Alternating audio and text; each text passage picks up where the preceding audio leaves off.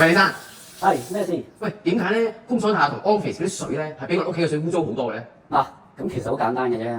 你屋企嘅水，你屋企住咗幾多戶人啦？你等大廈，你可能一層都有四個甚至乎8個單位，然後你有20-30層喎。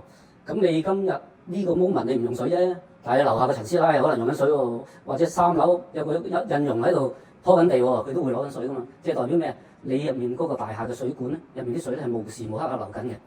咁好啦，水管係一個二次污染源嚟嘅。點解咧？因為其實第一，水管佢唔會用一啲最完美嘅原料同你做，佢唔會用不鏽鋼同你做，因為成本太貴啊嘛。咁都係用一啲我哋以前嘅原水管啊，或者啲銅喉啊。咁啲銅喉又唔會係純銅噶嘛，佢一定入面有雜質嘅。喺呢個浸泡過程，喺啲水管同啲水接觸嘅時候咧，唔多唔少都有啲污染物咧係走入個水入面。如果你嘅水流量好慢嘅話，咁相對走入去你嘅水入面嘅污染物嘅濃度咪會高咯。咁但係屋企咧就相對會好啲啦，因為你家家戶戶咧都好多時候都用緊水，啲水喺度流緊嘅，呢個就係所謂流水不腐啦。但係工廠大廈就唔同喎，寫字樓唔同喎。咁你就見啦，都係好多時你個寫字樓都係個 pantry 嘅啫嘛，你會唔會喺度沖涼啊？唔會噶嘛，你屋企會沖涼，會洗衫、洗碗、抹地，係咪？淋花你係用好多水，但係寫字樓咧，你淨係有時埋嚟攞個壺裝下水煲下，咁就係咁多噶咯喎。再唔係嘅，你就可能細個杯就咁大把啦。咁所以佢個流量係好低。好低嘅代表咩啊？佢喺啲水管入面浸泡嘅時間好長，所以嗰個水入面嘅污染物嘅濃度就相對咧係高出喺屋企嘅好多好多倍啊！